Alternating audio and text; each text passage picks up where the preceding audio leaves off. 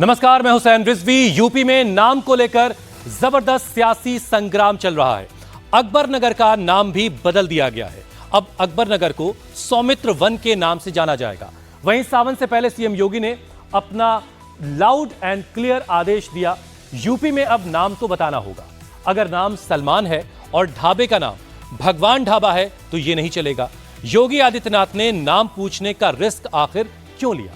इस एक फैसले से प्रियंका गांधी, अखिलेश यादव और मायावती बहुत दिनों तक वापस मुसलमान कह रहे हैं। इस खास रिपोर्ट को देखिए। नाम मोहम्मद राशिद और ढाबे का नाम नीलकंठ फैमिली रेस्टोरेंट। नाम मेराज अहमद और जूस की दुकान का नाम दिल्ली जूस कॉर्नर। नाम मोहम्मद दानिश और दुकान का नाम शुद्ध शाकाहारी बिरयानी। मोहम्मद राशिद को नीलकंठ फैमिली रेस्टोरेंट के आगे अपना नाम लिखना होगा। मोहम्मद मिराज अहमद को भी जूस की दुकान के आगे अपनी पहचान बतानी होगी। शुद्ध शाकाहारी बिरयानी वाले मोहम्मद दानिश को भी अपनी सही आइडेंटिटी बतानी होगी। योगी सरकार के एक फैसले से राहुल गांधी, असदुद्दीन ओवैसी और अखिलेश यादव की पार्टी को कैसे मिर्च लगी है, ये आपको आगे बताते हैं। पहले ये देख लीजिए कि योगी आदित्यनाथ जब फ्रंट फुट पर आते हैं तो क्या होता है, योगी जब एग्रेसिव होते हैं तो उसका इफेक्ट क्या होता है। बिजनौर के नजीबाबाद रोड पर मोहम्मद राशिद नीलकंठ फैमिली रेस्टोरेंट के नाम से ढाबा चलाता है। इस ढाबे के नाम से कांवड़िये कंफ्यूज हो सकते हैं, लेकिन मालिक का नाम लिखने से सारा कंफ्यूजन दूर हो जाएगा। हाँ, नीलकंठ नाम का दुरुपयोग करने वाले मोहम्मद राशिद को जरूर दिक्कत हो जाएगी। अभी फिलहाल जो है इस समय पे हल्का चल रहा है। तो आपके ढाबे का नाम क्या है? Neelkanth family dhaba restaurant. तो ये अब दोबारा से बना रहे हैं, लेकिन पहले फैमिली रेस्टोरेंट था ना। हाँ, अब नीलकंठ काम जो है ये बताओ। क्यों बना रहे हो? वीडियो तो बनानी पड़ेगी, जब आप मालिक हो तो पूछेंगे नहीं, भाई किस तरह का काम है, कहाँ क्या से है? हो आप, ये तो बताओ। यहीं से ही हैं नहीं, वीडियो बना रहे हो किस? तो आपको दिक्कत कुछ नहीं है। मोहम्मद राशिद की घबराहट बता रही है कि योगी का तीर एकदम निशाने पर लगा है। विरोधियों की बेचैनी बता रही है कि योगी ने एकदम सही जगह हिट किया है। कुछ बांग्लादेशी, कुछ रोहिंग्या अपना नाम बदलकर सावन के महीने में गंगा जी के किनारे संकल्प ठोकने लगते। उन ठटरी के बड़ों की असलियत पता करने के लिए दुकानों का असलियत में नाम पता होना चाहिए और दुकानों पर असली नाम लिखना चाहिए, ताकि ये पता लग जाए ये माधव की दुकान है कि ऊ वालों की है। यूपी में 10 के लिए 80-20 होगा। यूपी में योगी का एग्रेसिव हिंदुत्व चलेगा। उत्तर प्रदेश में योगी का ही ऑर्डर चलेगा। योगी आदित्यनाथ ने निर्णय कर लिया है। योगी आदित्यनाथ ने अपनी लाइन तय कर ली है। योगी ने विरोधियों के लिए लक्ष्मण रेखा खींच दी है। सीएम योगी का आदेश निकल गया है। पिछले 1.5 महीने से योगी सबकी सुन रहे हैं, मगर अब योगी ने अपने मन की करना शुरू कर दिया है। विरोधियों को पैर पटकना है तो पटकें, एनडीए वाले दोस्तों को नाराज होना है तो हो जाएं। योगी किसी की परवाह नहीं करेंगे। यूपी में योगी ब्रांड ऑफ पॉलिटिक्स ही चलाएंगे। जाहिलियत का आदेश है। मुझे ऐसा लगता है कि इसी तरह का इकोनॉमिक बहिष्कार इन लोगों ने अयोध्या हारने के बाद हिंदुओं का भी किया था, अब वो मुसलमानों का कर रहे हैं। तो बीजेपी के पास जब कुछ नहीं होता है करने को तो वो नफरत का छौंका लगाते रहते हैं, लेकिन वो ये नहीं समझते कि इसी नफरत की राजनीति को इस देश ने हरा दिया है। इस देश ने ये तय किया कि आप 63 सीटें हारे क्योंकि आप नफरत और इस तरह का उन्माद फैलाने की कोशिश करते हैं। क्या फ़र्क पड़ता है अगर अब्दुल बेचे सेब या अनिल बेचे, क्या सेब कम मीठा हो जाएगा?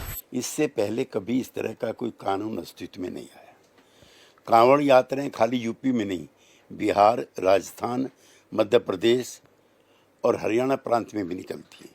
हमारा बिहार प्रांत तो देश में सद्भावना की ऐसी मिसाल है कि जो मुस्लिम लोग हैं भागलपुर से लेकर के धाम तक दुकानें लगाते हैं और हिंदू मुस्लिम सब मिल करके कांवड़ियों का स्वागत सत्कार करते हैं। इस बार जो कानून लगा है मुजफ्फरनगर और उसके आसपास, ये यूं भी जो हमारे प्रधानमंत्री नरेंद्र मोदी जी उसके इन सिद्धांतों के विरुद्ध है, सबका साथ, सबका विकास, सबका विश्वास। उसके बाद ये फरमान जारी होते हैं कि अमुक अमुक धर्म के मानने वालों से खाना पीना ना खाया जाए। तो ये विभाजनकारी है और इसमें विभाजन की बू आती है। उत्तर प्रदेश में जहां जहां भी कांवड़ यात्रा निकलती है, उत्तर प्रदेश में जहां जहां भी कांवड़ मेला लगता है, उत्तर प्रदेश में जिस जिस रूट पर कांवड़िए गंगा जल लेकर निकलते हैं, उस रूट पर सभी दुकानदारों को नेम प्लेट लगानी होगी। सभी दुकानदारों को अपना नाम और पहचान बताना होगा। हिंदू हो या मुसलमान, योगी का आदेश सब पर लागू होगा। सलमान और इरफान को योगी का आदेश मानना होगा तो मोहन और श्याम को भी ये आदेश फॉलो करना होगा। योगी आदित्यनाथ ने बिना कुछ बोले, बिना कोई शोर मचाए एग्रेसिव हिंदुत्व की अपनी आइडियोलॉजी लागू कर दी है। यूपी में 10 सीटों के लिए उपचुनाव होने वाले हैं। योगी ने बाई इलेक्शन जीतने का रूट तय कर लिया है। मुझे लगता है कि बहुत अच्छा निर्णय है, हम इसका स्वागत करते हैं और सभी को करना चाहिए स्वागत। ये सुरक्षा की दृष्टि और सौहार्द की दृष्टि से भी अच्छा है कि अगर मान लीजिए मैं आपकी बात पर आ रहा हूँ, मान लीजिए वहाँ सलीम और हलीम की दुकान है और वहाँ से सामर्थ और मान लीजिए रमेश और दिनेश निकल रहे हैं लेकर कावड़, तो इनके कावड़ में अगर वो उनको पानी पिलाते हुए आएंगे तो वो आपको जब सीन मिलेगा, इस तरह की आपको बात मिलेगी, तो ये सौहार्द बनाएगा या सौहार्द बिगाड़ेगा? वो रुक गए, उन्होंने देखा कि साहब अशफाक साहब की दुकान है, हम वहां पर रुक गए, अपना थोड़ी देर के लिए कावड़ रख के हम सस्ताने लगे और हमें पानी पिलाने के लिए लोग आ गए, तो ये सौहार्द का मैसेज देगा और एक सुरक्षा की दृष्टि से भी। तो दोनों ही चीजों को, दोनों पहलू को देखना होगा। लेकिन विपक्ष इस पर, चूंकि उनको ये राजनीति सूट करती है, धार्मिक राजनीति तो विपक्ष को बहुत सूट करती है, इसलिए वो इस पर हम हंगामा करेंगे। 22 जुलाई से सावन का पवित्र महीना शुरू हो रहा है।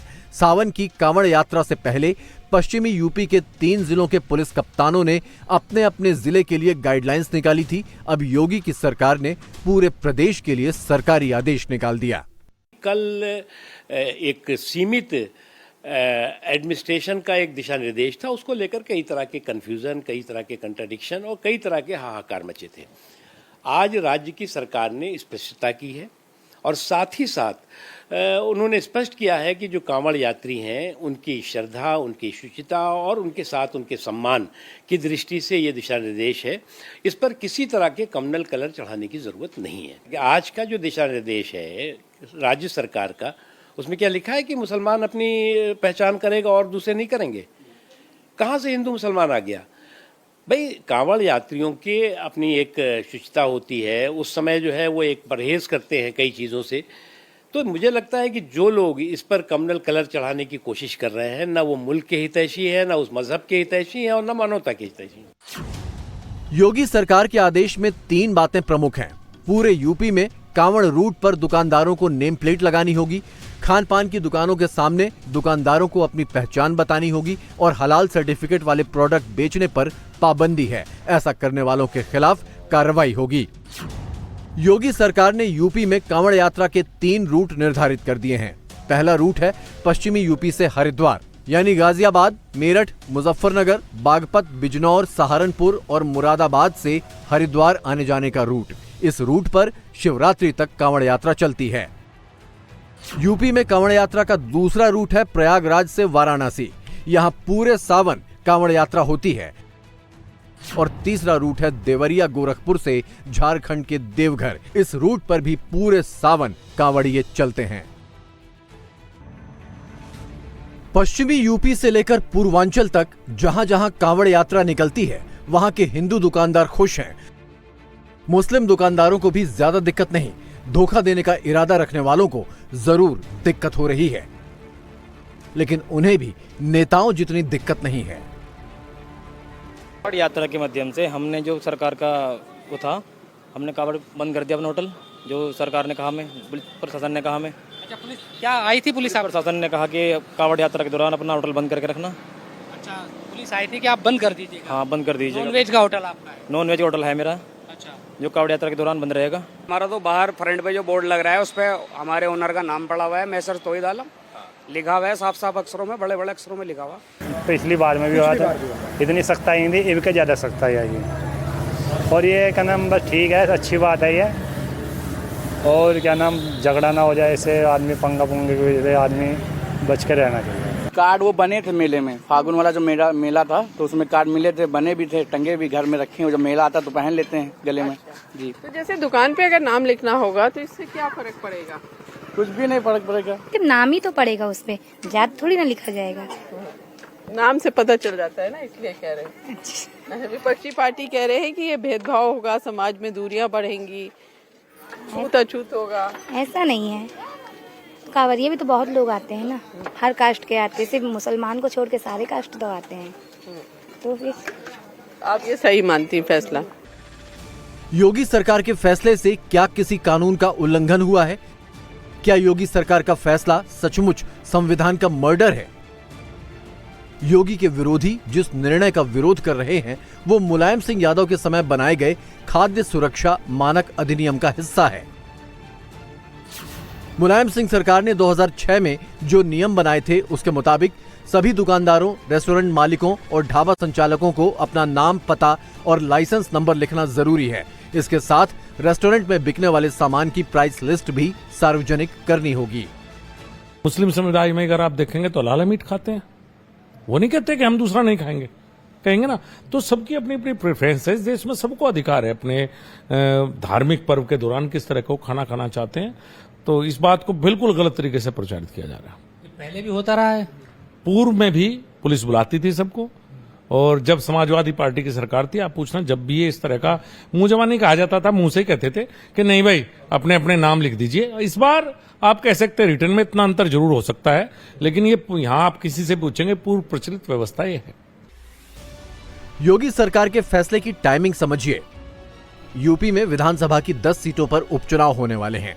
इससे पहले 4 जून को आए लोकसभा चुनाव नतीजों में बीजेपी उत्तर प्रदेश में नंबर 2 की पार्टी रह गई। समाजवादी पार्टी ने जबरदस्त गेन किया और यूपी में 37 सीटें जीत ली। कांग्रेस ने यूपी में अपना स्कोर 1 से बढ़ाकर 6 कर लिया। दूसरी तरफ बीजेपी 62 से घटकर 33 पर रह गई और एनडीए 64 से घटकर 36 पर आ गया। लोकसभा चुनाव के नतीजे आने के 1.25 महीने बाद योगी आदित्यनाथ के डिप्टी केशव मौर्य संगठन को सरकार से बड़ा बताने लगे।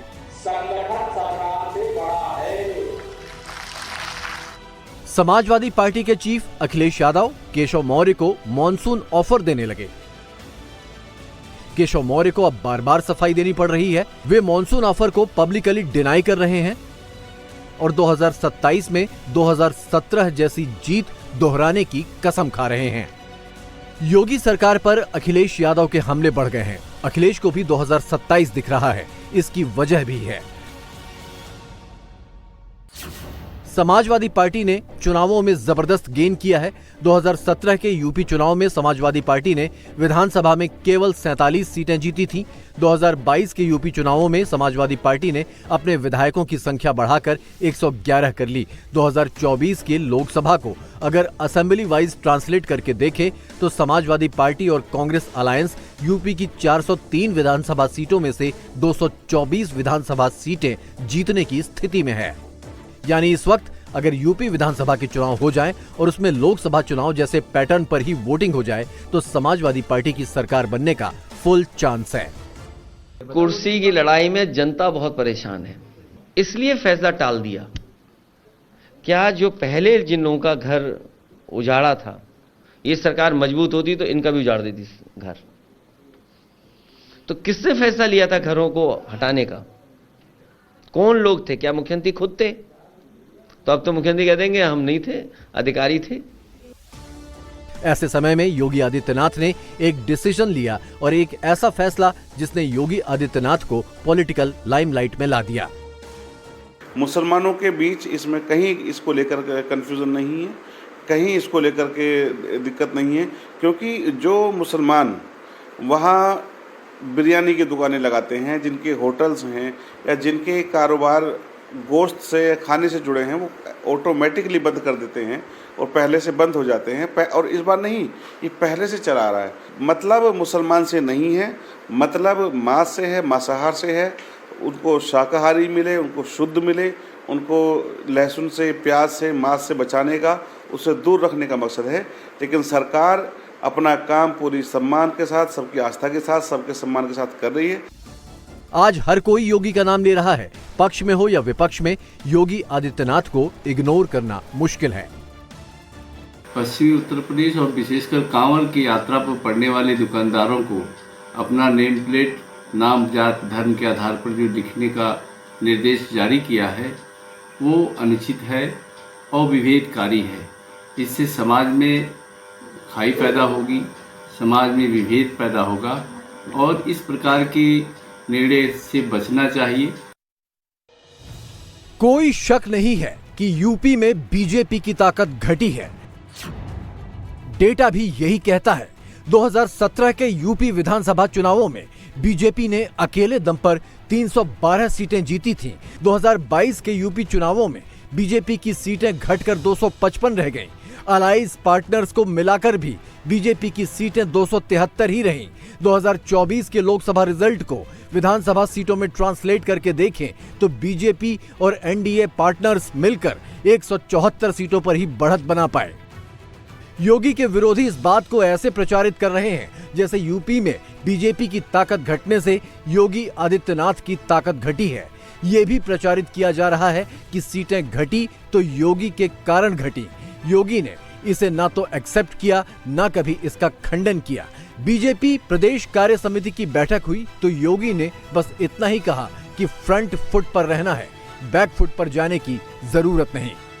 भारतीय जनता पार्टी के कार्यकर्ता को किसी भी स्थिति में बैक फुट पर आने की आवश्यकता नहीं है।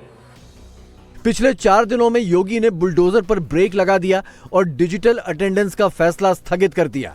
20 जुलाई शनिवार को योगी लखनऊ के अकबरपुर जा रहे हैं, जहां वो वृक्षारोपण महाअभियान की शुरुआत करेंगे। अकबरपुर वो जगह है जहां बाबा के बुलडोजर ने अतिक्रमण हटाकर जमीन समतल कर दी है। 20 जुलाई को उत्तर प्रदेश सरकार पूरे यूपी में करीब 36 करोड़ 50 लाख पौधों को रोपेगी और मुख्यमंत्री योगी आदित्यनाथ इस कार्यक्रम में शामिल होंगे लखनऊ के अकबर नगर इलाके में, उसी अकबर नगर इलाके में जहां पहले अवैध कब्जे हुआ करते थे।